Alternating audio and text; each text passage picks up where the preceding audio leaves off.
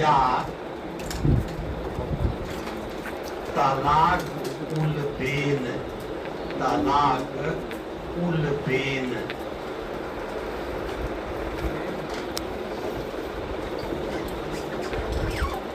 या अप्रतिसंहरणीय तलाक, अप्रतिसंहरणीय तलाक।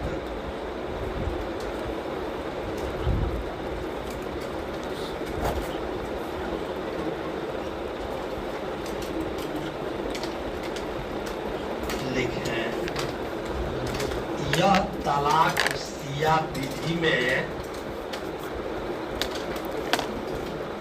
शुरू से ही मान्य नहीं रहा है।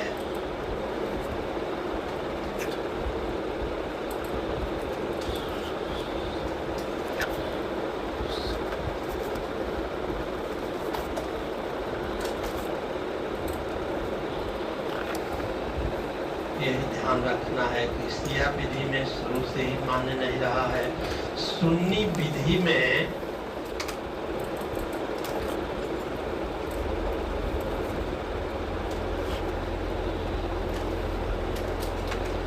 मालिकी को छोड़कर, 4 बताए थे सुन्नी विधि की शाखा में शुरू में, मालिकी को छोड़कर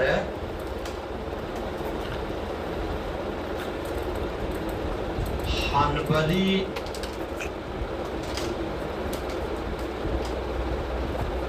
हनफी और सफी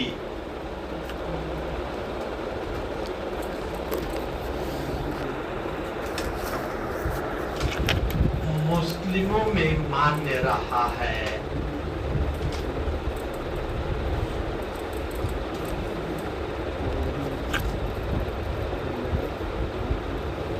इस तलाक को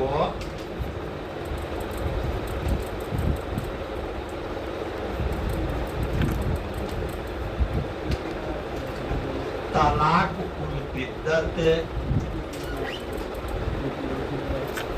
या तलाक उल बेन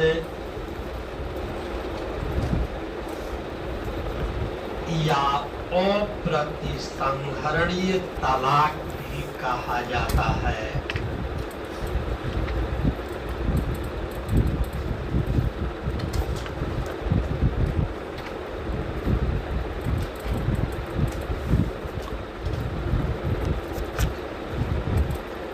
तलाक उल बिद्दत is not recognized.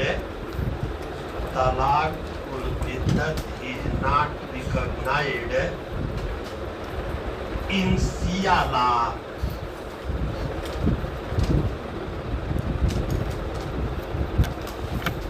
But it is valid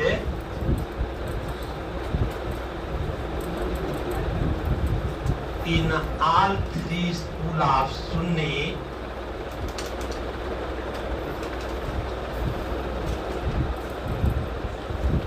except Hanafi.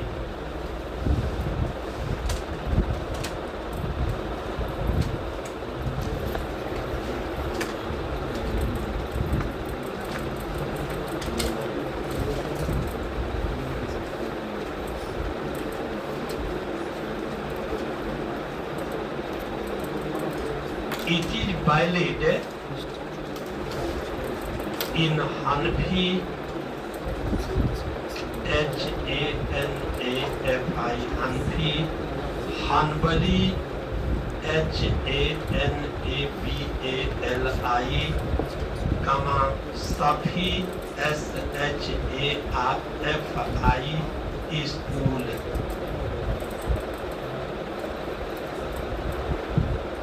It is also known as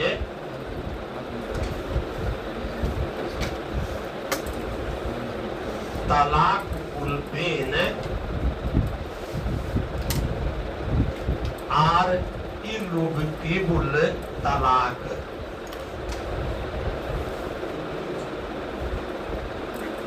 paragraph चिन्ह करके देखें। उमय्याद राजाओं ने उमय्याद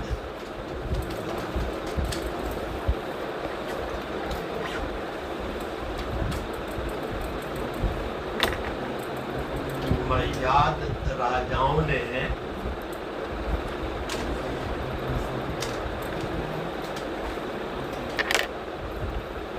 इसे शुरू किया था।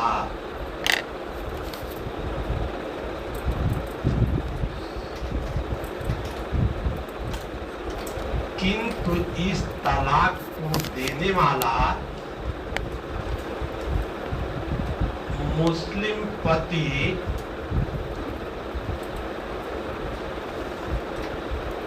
पाप का भागी माना जाता है।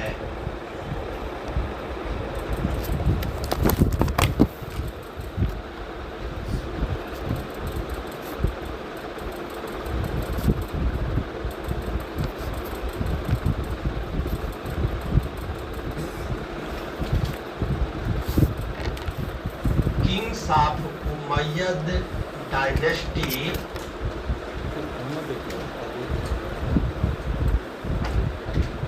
had started it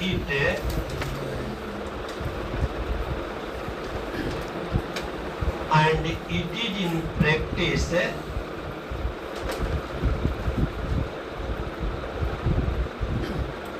even now in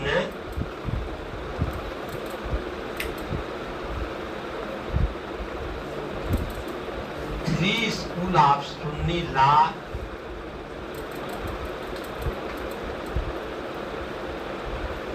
but one who gave this talaq is part of big sin.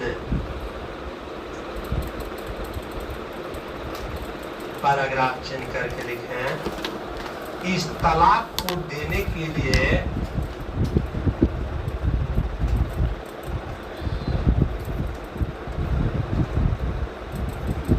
पत्नी के शुद्ध काल में, दोहर काल में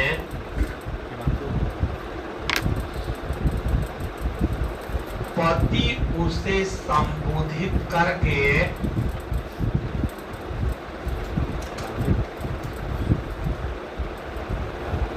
तलाक की 3 घोषणाएं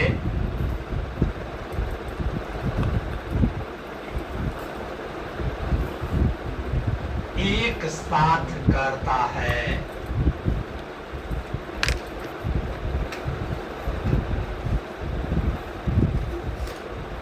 और तीसरी घोषणा पूर्ण होते ही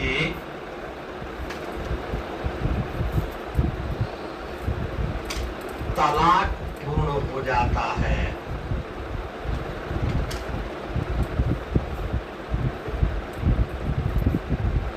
और तुरंत विवाह विच्छेद हो जाता है।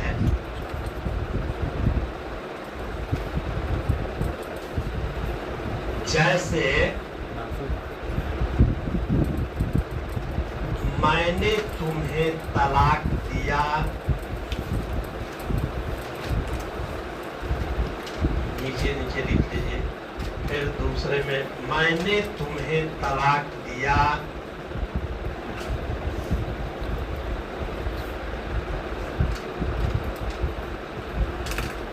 मैंने तुम्हें तलाक दिया।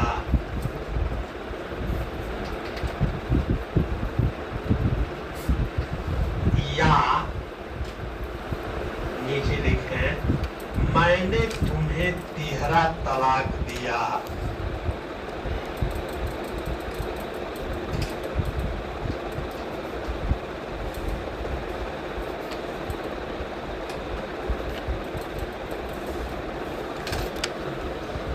अब किस कुछ लिखें, सैयद बनाम अनीसा।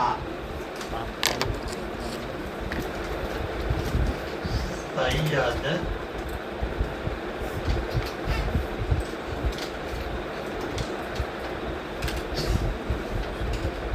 बनाम अनीसा।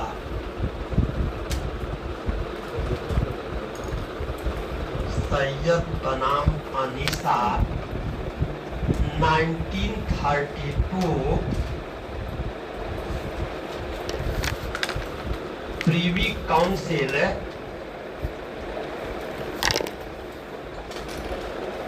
के प्रकरण में प्रिवी काउंसिल ने निर्धारित किया कि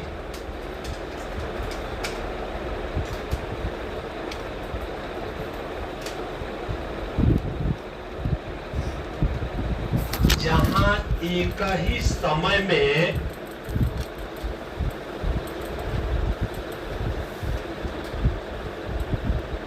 तीन बार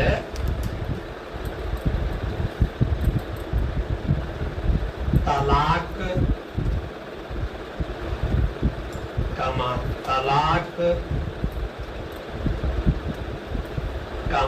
तलाक की घोषणा की जाती है,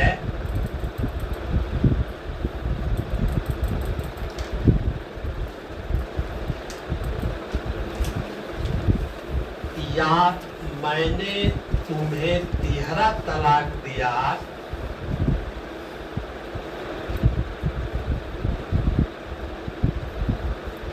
की घोषणा पूर्ण होते ही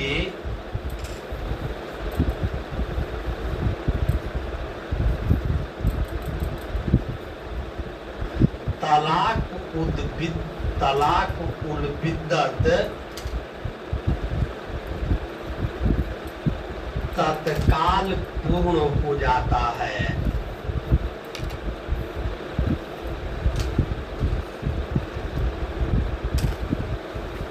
In this case, Privy Council held that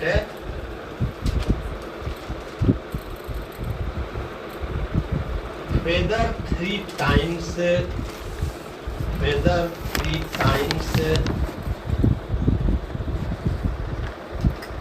तलाक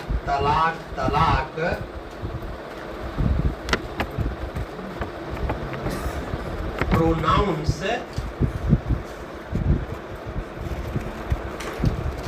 are said in one time,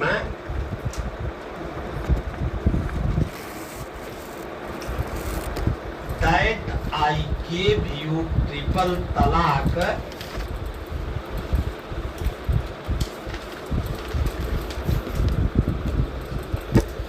talaq ul biddat becomes complete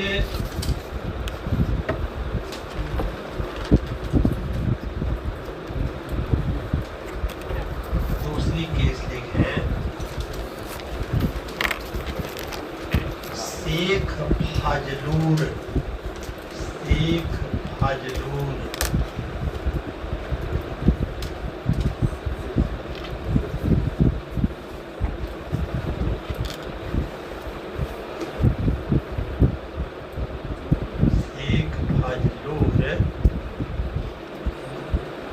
बनाम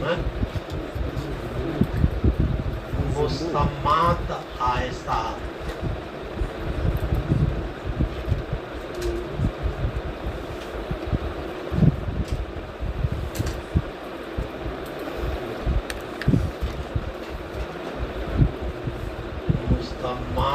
आयशा 1929 पटना हाई कोर्ट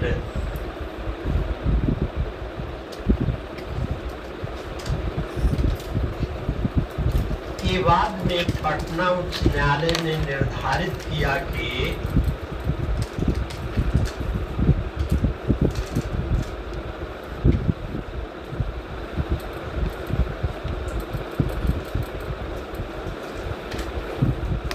तलाक उल बिद्दत का तलाक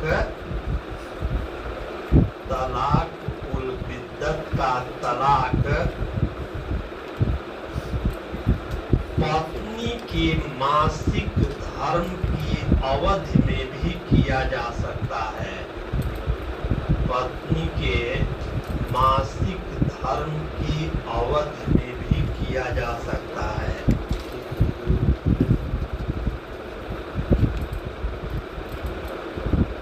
Patna high court held that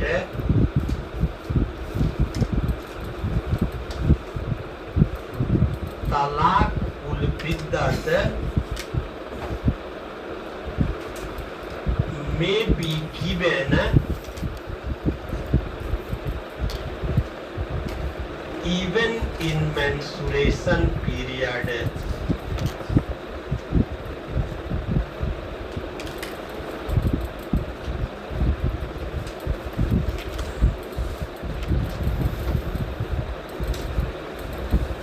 next case लिखे रहमतुल्लाह, रहमतुल्लाह, रहमतुल्लाह बनाम उत्तर प्रदेश राज्य।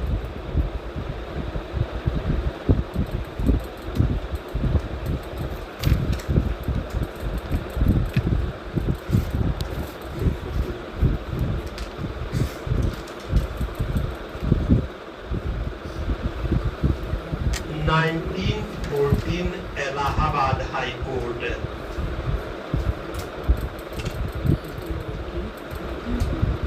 के प्रकरण में इलाहाबाद उच्च न्यायालय ने कहा कि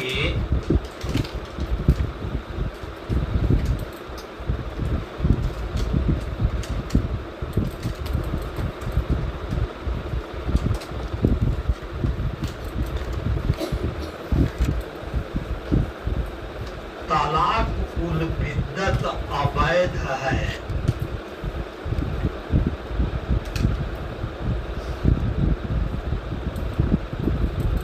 क्योंकि यह पवित्र कुरान के आदेशों के विपरीत है। क्योंकि यह पवित्र कुरान के आदेशों के विपरीत है।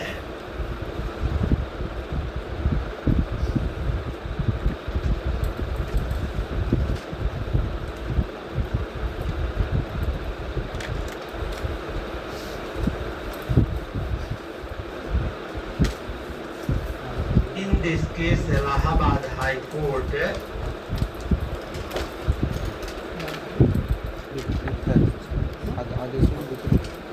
held that talaq ul biddat has been given for nullifying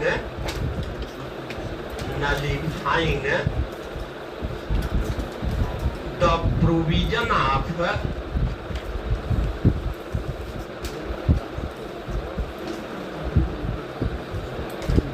law, then it will be declared void. अब लाभ के लिखने सायरा बानो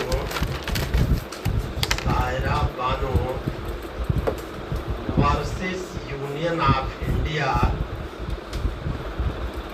2017 सुप्रीम कोर्ट।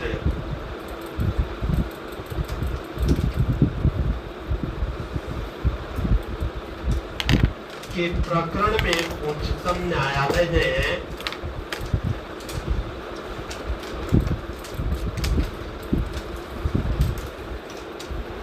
तीहरे तलाक को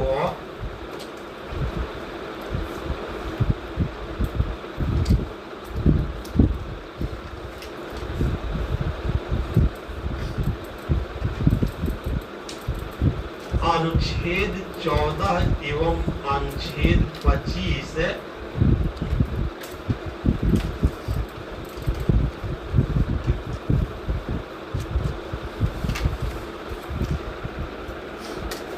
का उल्लंघन करता है। तीहरा तलाक अनुच्छेद 14 एवं अनुच्छेद 25 का उल्लंघन करता है। इसलिए उच्चतम न्यायालय ने इस तलाक को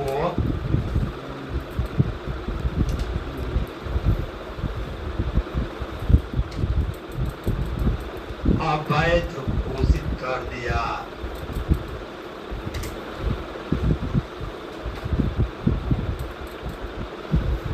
supreme court held unconstitutional triple talaq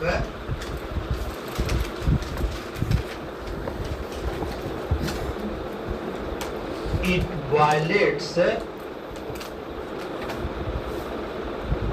Article 14 and Article 25 supreme court declared it illegal. अब आगे हेडिंग बनाइए, प्रत्यायोजित तलाक, प्रत्यायोजित तलाक, डेलीगेटेड तलाक।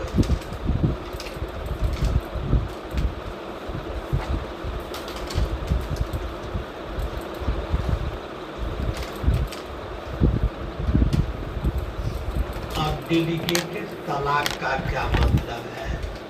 जो प्रत्यायोजित तलाक है, यह तलाक शिया विधि में भी मान्य है और सुन्नी विधि में भी मान्य है। प्रत्यायोजित तलाक का मतलब ये होता है कि जब पति अपने तलाक देने के अधिकार को अपनी पत्नी को या किसी अन्य व्यक्ति को सौंप देता है, और जब उसके द्वारा तलाक को दिया जाता है तो उसी को प्रत्यायोजित तलाक कहा जाता है।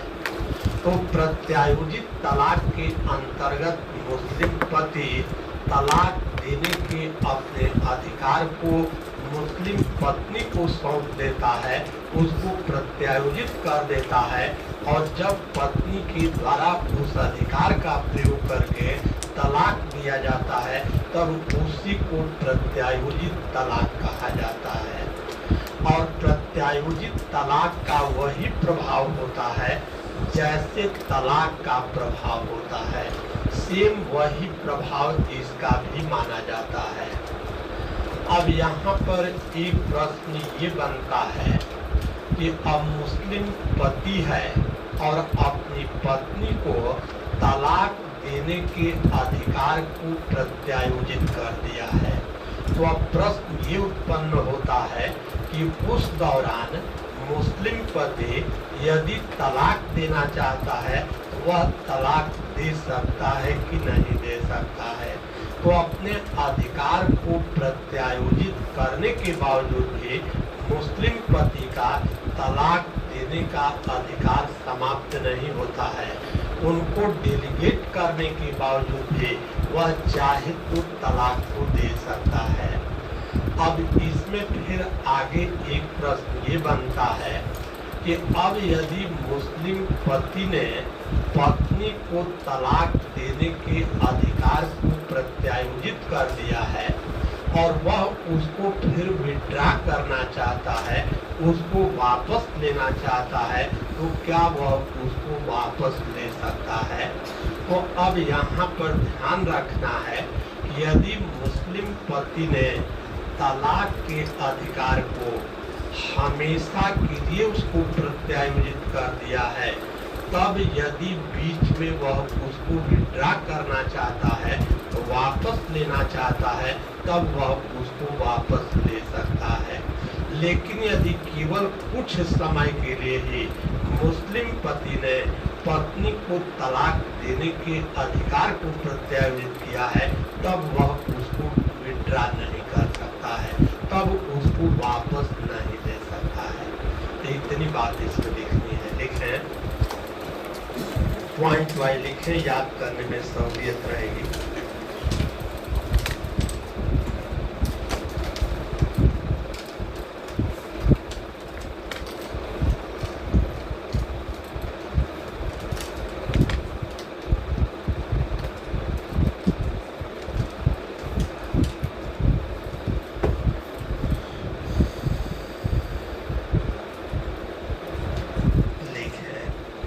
यह तलाक शिया और सुन्नी दोनों विधियों में मान्य होता है। यह तलाक शिया और सुन्नी दोनों विधियों में मान्य होता है। दिस तलाक is valid in both law, Shia and Sunni.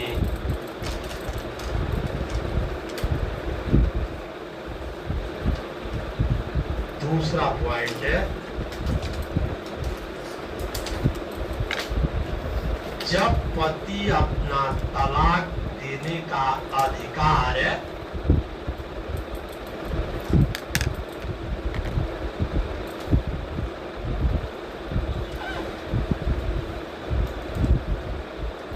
पत्नी या किसी अन्य व्यक्ति को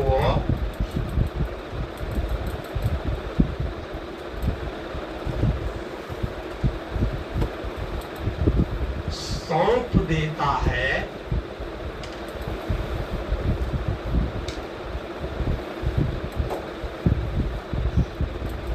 और वही तलाक दे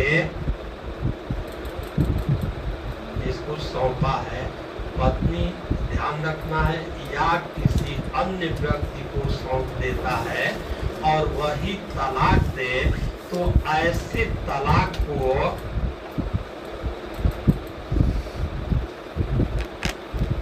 प्रत्यायोजित तलाक कहा जाता है।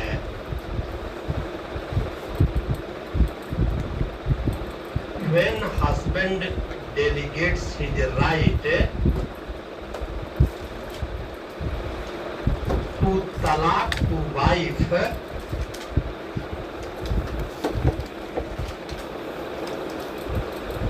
or any other person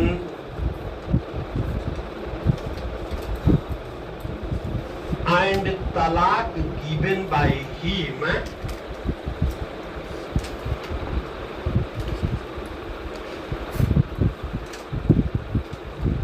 such talaq is known as delegated talaq।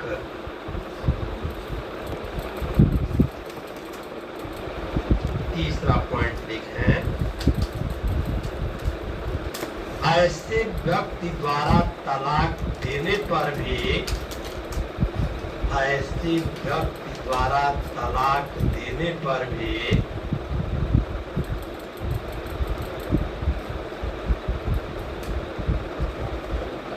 उसका वही प्रभाव होता है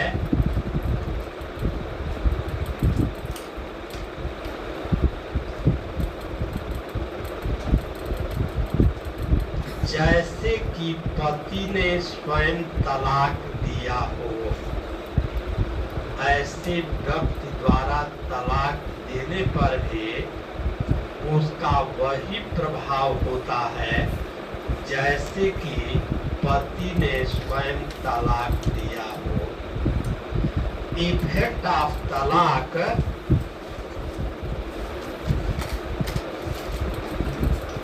given by such person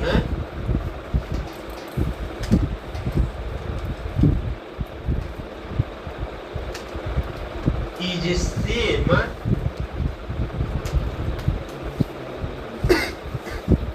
as given by husband।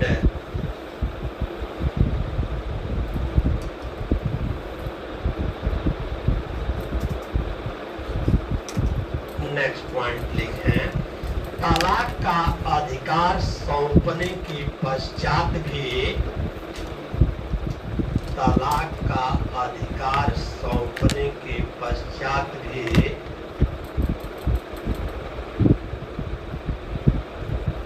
यह पति के संदर्भ में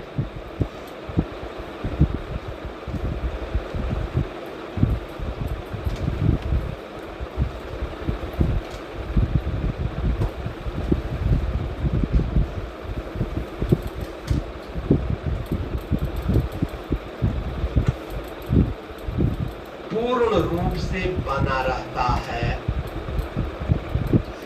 राइट ऑफ तलाक is remain in husband, right of तलाक is remain in husband completely after delegate it।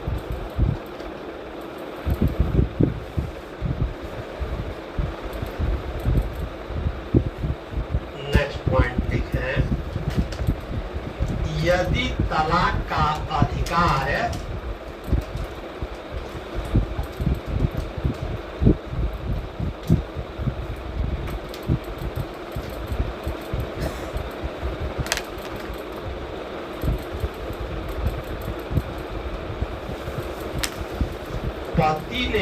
सदैव के लिए सौंप रखा है।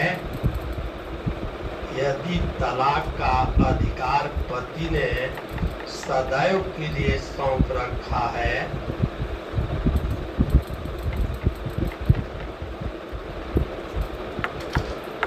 तो वह उसे वापस भी ले सकता है।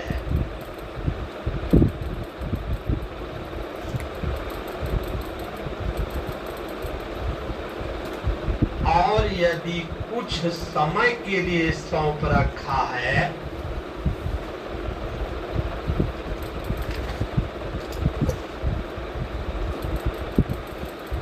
तो वह उसे वापस नहीं ले सकता है।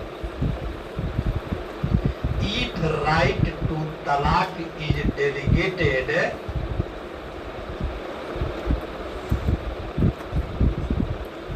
by husband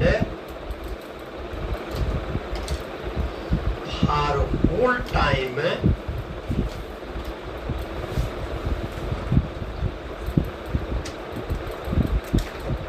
then it cannot be revert back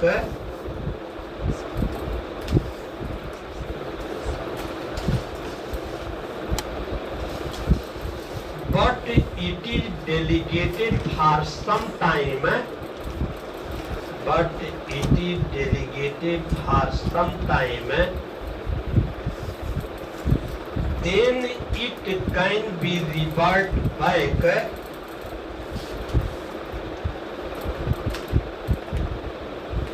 by husband।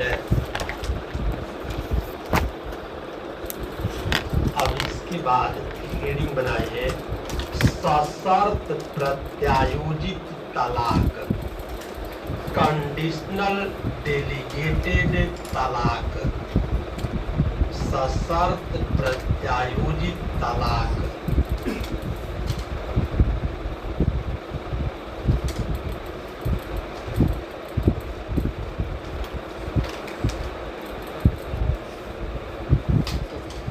अब इसका क्या मतलब है?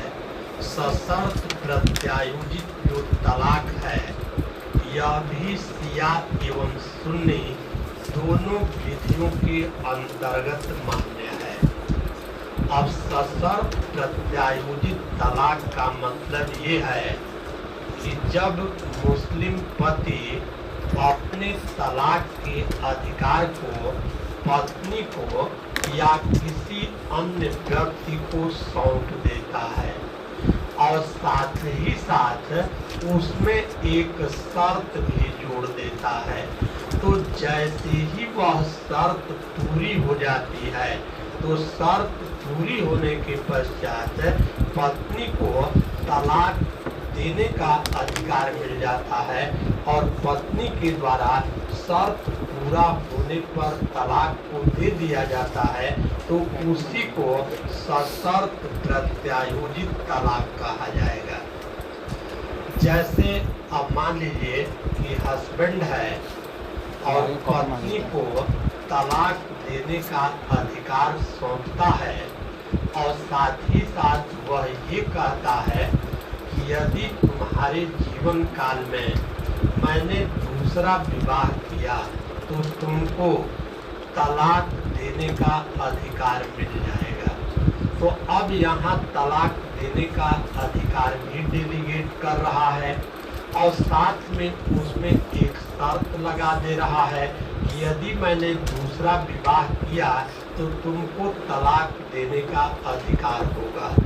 अब यदि यह शर्त पूरी हो जाती है अर्थात हस्बैंड दूसरा विवाह को कर लेता है, तो अब क्या कर रहा है कि वह शर्त पूरी हो गई और जैसे ही वो शर्त पूरी होती है तो पत्नी को ये अधिकार मिल जाता है कि अब वो तलाक दे सकती है। तो ऐसे तलाक को सशर्त प्रत्यायोजित तलाक इसको कहा जाएगा। इसी पॉइंट को नोट करें। पहला पॉइंट है यह तलाक शिया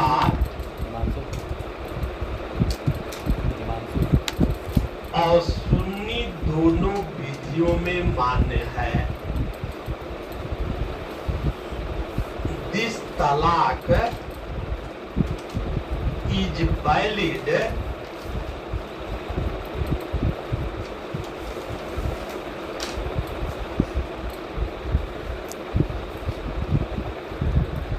in both Shia and Sunni.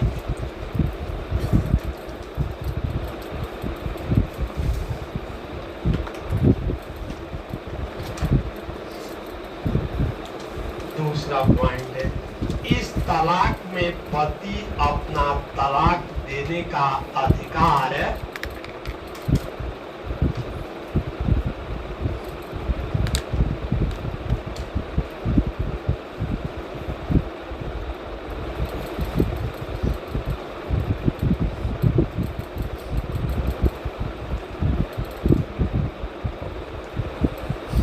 पत्नी या किसी अन्य व्यक्ति को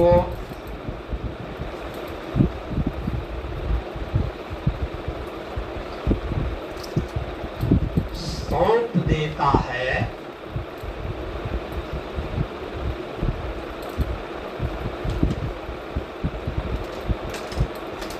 तथा साथ ही साथ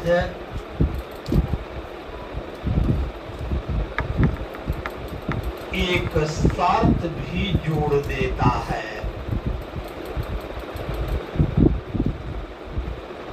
In this talaq, husband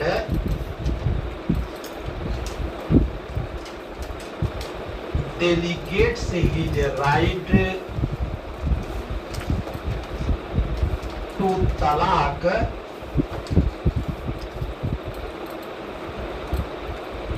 to wife or other person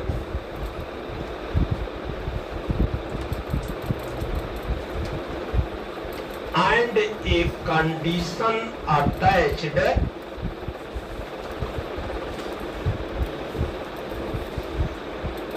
together with it.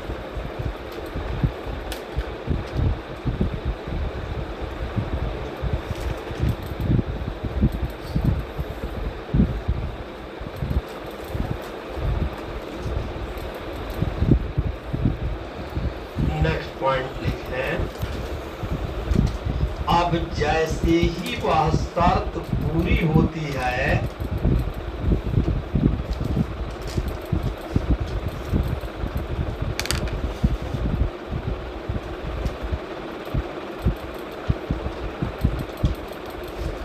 उस व्यक्ति को तलाक देने का अधिकार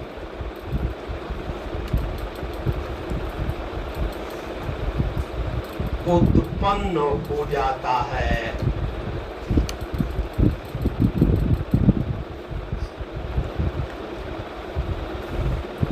When condition is complete,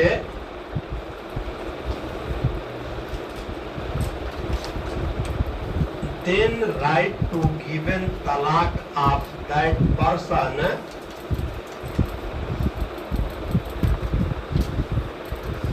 becomes arise.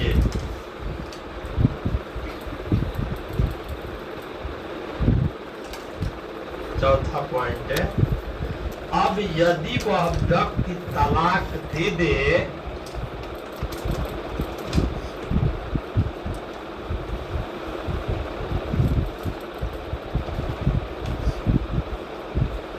तो उसे सशर्त प्रत्यायोजित तलाक कहा जाएगा। अब यदि वह व्यक्ति तलाक दे दे तो उसे सशर्त प्रत्यायोजित तलाक कहा जाएगा।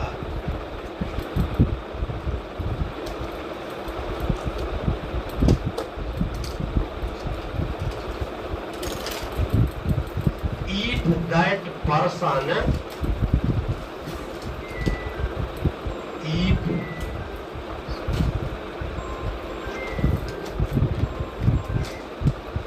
if that person becomes if that person to whom talaq delegate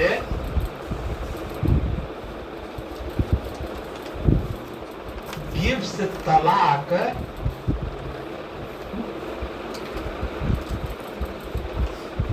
It is called conditional तलाक।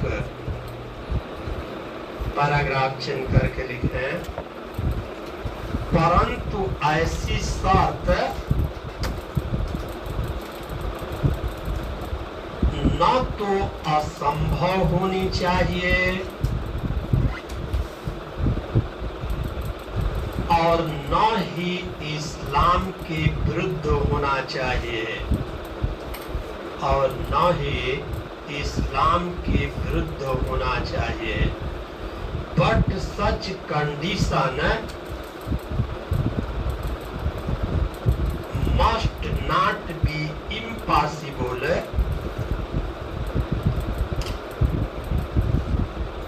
And contrary to law.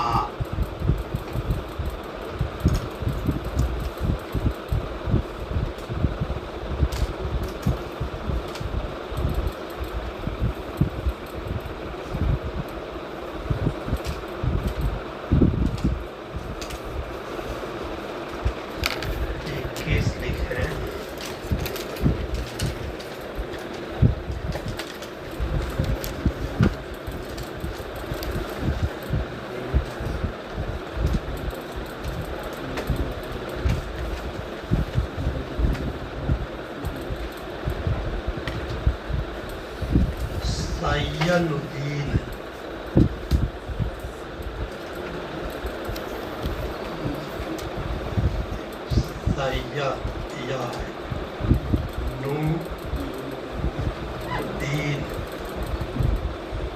सय्यनुद्दीन बनाम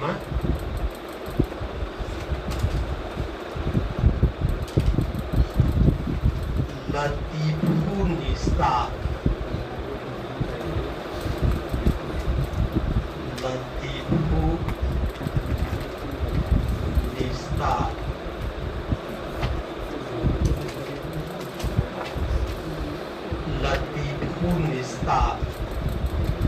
1918 Calcutta high court. 1918 Calcutta high court के प्रकरण में पति ने पत्नी से यह कहा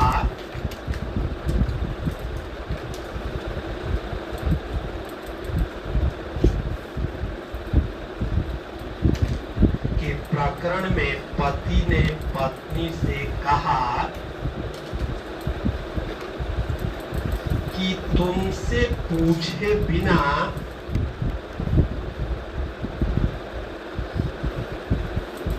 मैं दूसरी शादी कर लूं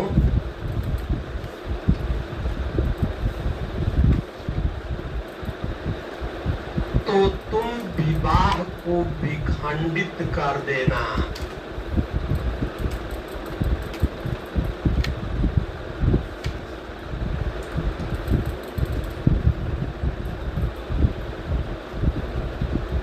पति ने पत्नी से बिना पूछे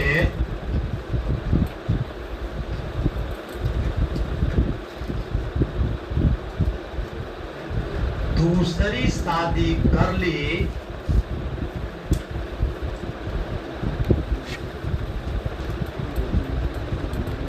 तो पत्नी ने उसे तलाक दे दिया। तो पत्नी ने उसे तलाक दे दिया।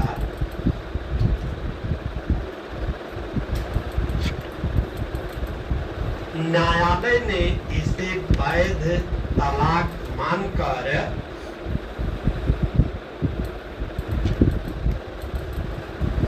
विवाह को विच्छेदित कर दिया।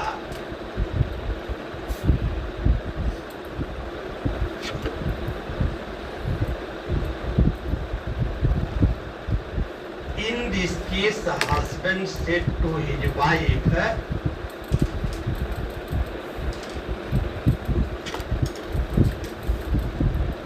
if he married with the other female,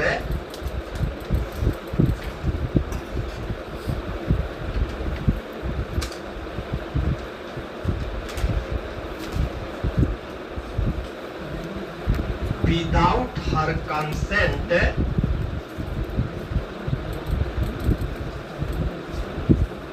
then wife में dissolute marriage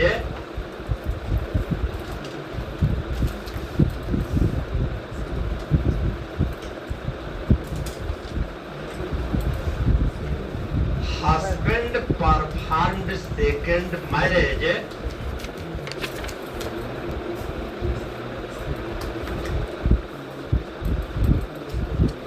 wife gave talaq to him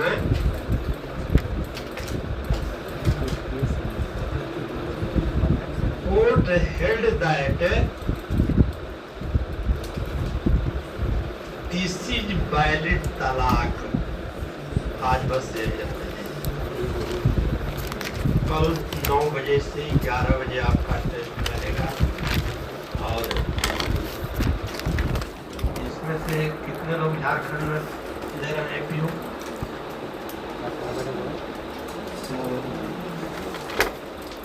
सोच रहे हैं कल 5 बजे पढ़ाएंगे।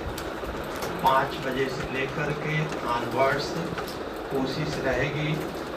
अब ये तो मान करके चलेंगे कि आपने सब कुछ पढ़ा है, हमारा रिवीजन कराना काम है, तो लगभग कोशिश करेंगे कि एविडेंस एक पूरा बता दें ताकि कहाँ कहाँ से कौन कौन सा सवाल इसमें पूछा जाता है। लेकिन यहाँ आने की आवश्यकता नहीं है, हम यूट्यूब पर क्लास लेंगे तो हर टाइम टेबल उसमें डाल देंगे, उसके अनुसार पढ़ लीजिएगा जिसको देना होगा। और कल 9 से 11 आपका टेस्ट है।